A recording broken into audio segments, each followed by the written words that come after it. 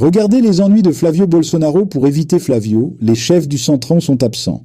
La convention de l'Union PP. Alors, mon ami, ma chère amie, la convention de l'Union Brésil et du Parti progressiste va avoir lieu maintenant et Flavio Bolsonaro va à la convention. Les présidents des deux partis ont dit « Si Flavio y va, moi non, sinon on croira que je le soutiens », ce qui n'est pas vrai. Ciro Nogueira, qui est le président du PP, est fâché contre Flavio Bolsonaro parce que Flavio Bolsonaro n'a pas soutenu Ciro Nogueira.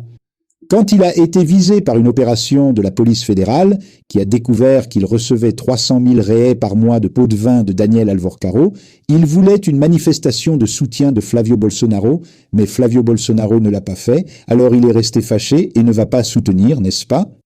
Et le président de Republicanos, qui est le parti de l'Église universelle dirige les Républicains. Marcos Pereira, d'ailleurs, est pasteur, il est évêque. Je ne sais pas, il fait aussi partie de l'Église, non? Donc voilà, c'est Edir Macedo. Il ne veut pas embarquer avec Flavio Bolsonaro. Le président de Republicanos n'ira pas non plus par solidarité, n'est-ce pas? Parce que normalement, les présidents des partis alliés vont à la convention de l'autre et tout ça. Et donc, il allait aussi à la convention de l'Union Brésil et du PP. Et il a déjà dit « Je n'irai plus. Je n'irai pas parce que Flavio sera là. » Donc Flavio est radioactif, tu vois? Si quelqu'un s'approche, ça dérange déjà, ça pose problème. Donc, ce groupe ne va pas à la convention pour ne pas croiser Flavio Bolsonaro. Et quel est le résultat concret de tout ça? Flavio aura 20 secondes de moins à la télévision que Lula s'il reste isolé. Flavio aura un peu plus de 4 minutes par jour et Lula environ 5 minutes. Pourquoi? Car Lula a une coalition plus large, non? Il y a le PT, le PSB, le PDT, le PSOL, le PV, le PCdoB. Je ne sais pas s'il y en a d'autres que j'oublie, mais enfin, tous les partis de gauche sont avec Lula, donc ensemble, ça donne un temps de télévision raisonnable. Flavio est avec le PL, mais qui d'autre? Mais personne, n'est-ce pas?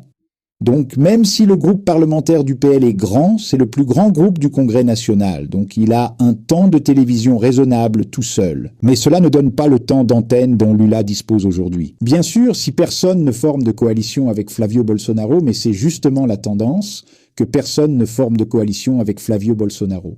L'électorat brésilien a augmenté de 1,4% par rapport à 2022 et atteint 158,7 millions selon le tribunal supérieur électoral. La région Nord a enregistré la plus forte hausse proportionnelle, soit 4%. Ici, on voit la croissance du nombre d'électeurs. Regarde, de 2010 à 2026, tous les 4 ans, tu vois que le rythme de croissance des électeurs était plus élevé. Donc maintenant, il y a eu un ralentissement, ça continue de croître, mais la croissance de l'électorat a ralenti. Au total, il y a 158,7 millions de Brésiliens aptes à voter aux élections de 2026, selon les données publiées par le tribunal supérieur électoral. Ce chiffre représente une augmentation de 1,46% par rapport aux dernières élections, lorsque le pays comptait 156,4 millions. Cela fait 2,2 millions d'électeurs de plus par rapport à la dernière élection, n'est-ce pas? Il y a eu une augmentation du nombre d'électeurs dans toutes les régions, sauf dans le Sud-Est. Le Sud-Est a connu une baisse. Comment expliquer ce phénomène? Cela explique certaines choses, non? Plusieurs facteurs peuvent en être la cause. L'une d'elles est la baisse de la migration São Paulo ayant toujours attiré de nombreux travailleurs venus d'ailleurs. Sauf que maintenant, il existe d'autres formes de travail comme le télétravail, le fameux home office. Les entreprises s'installent en dehors des grands centres, principalement en dehors de São Paulo. Donc l'emploi est en train d'être créé dans le nord-est, dans le sud, dans le centre-ouest. Vous avez l'agro-industrie qui génère beaucoup d'emplois dans le centre-ouest. Donc, cela réduit ce flux de personnes qui viennent vers le sud-est. Cela provoque donc une diminution. Il y a même des gens qui retournent, n'est-ce pas? Les télétravailleurs profitent pleinement de la situation, puis rentrent chez eux et continuent à travailler pour une entreprise de São Paulo, voire une entreprise internationale. Donc, cela explique un peu ce phénomène de diminution du nombre d'électeurs dans le sud-est, mais il a augmenté dans toutes les autres régions. Dans le nord-est, il y a eu une forte croissance, enfin. Donc, nous avons les chiffres. Maintenant, sur ces 158 millions, vous pouvez calculer qu'environ 110 millions votent, sortent de chez eux et vont voter. Environ 40 à 48 millions ne vont même pas sortir de chez eux pour voter. Et il y a encore ceux qui votent blanc ou nul. C'est pour ça que les votes valides sont calculés. On enlève ces personnes-là et le résultat est généralement bien plus élevé que celui des sondages qui ne montrent pas le vote blanc ou nul, seulement le vote valide. C'est le dernier sondage juste avant l'élection, n'est-ce pas? Regarde cette info, c'est curieux. Les recherches pour Sicario explosent d'après une photo avec Flavio Bolsonaro. Donc, des gens bien. Beaucoup de gens ont commencé à croire que Sicario était le nom de l'homme. Le Sicario, n'est-ce pas? Ce type-là. Sicario, ce n'est pas un nom, les gars. Sicario, c'est une profession, un métier très indigne, celui de tueur à gages. Signification de Sicario. Je vais vous montrer, regardez. Sicario est un terme qui désigne un assassin à gages. Un tueur à gages ou un individu qui commet des crimes avec une extrême cruauté. Le mot vient du latin sicarius, qui dérive de sica, une petite dague utilisée par les assassins dans la Rome antique. D'accord? Donc Sicario signifie tueur à gages. Sicario, c'est un tueur. C'est le fameux tueur à gages de Daniel Vorcaro qui était avec Flavio Bolsonaro à un petit barbecue. Flavio était torse nu, tout détendu, tranquille et tout. Et il dit que la photo est faite par IA, alors qu'une expertise l'a déjà prouvé. La photo a été expertisée avant d'être publiée. Et ce n'est pas de l'intelligence artificielle. Elle est authentique.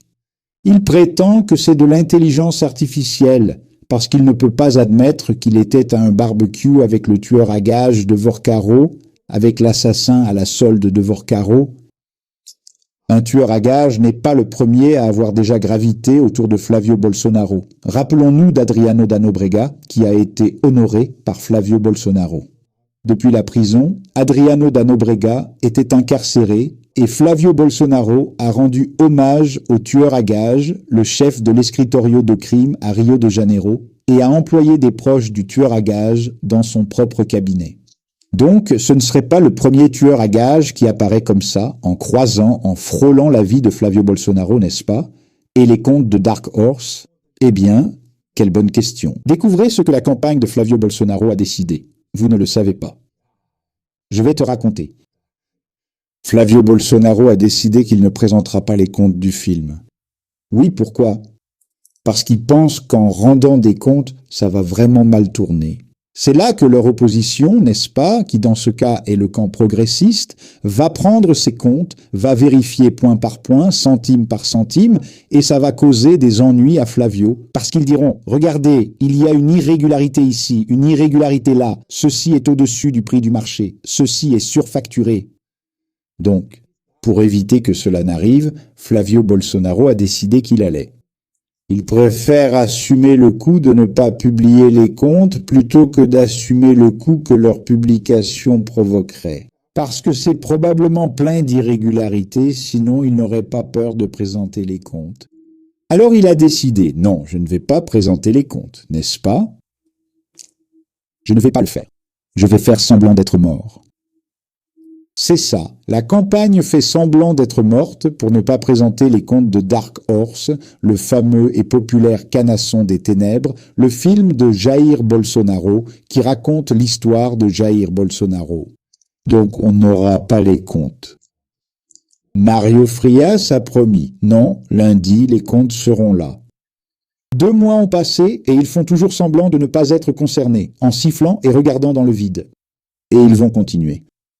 Et bien sûr, la gauche, le PT, la campagne de Lula va exploiter ça à fond et ils ont bien raison de le faire parce que c'est un point faible. Il estime que Flavio, ce n'est pas vraiment un point si faible parce que, selon lui, c'est de l'argent privé à de l'argent privé. Il dissimule le fait qu'il y a de l'argent public là-dedans, tu vois, de l'argent qui vient de la poche de Daniel Alvorcar. Il y a de l'argent des retraités de Rio de Janeiro, de l'Amapá, des mairies et d'autres gouvernements d'État partout au Brésil. Donc il y a bien de l'argent public, mais il fait semblant que non. En faisant semblant, il croit que le peuple oubliera. Mais nous n'allons pas oublier, Flavio. Nous allons continuer à exiger la présentation des comptes du film Pangaria das Trevas, le fameux Dark Horse.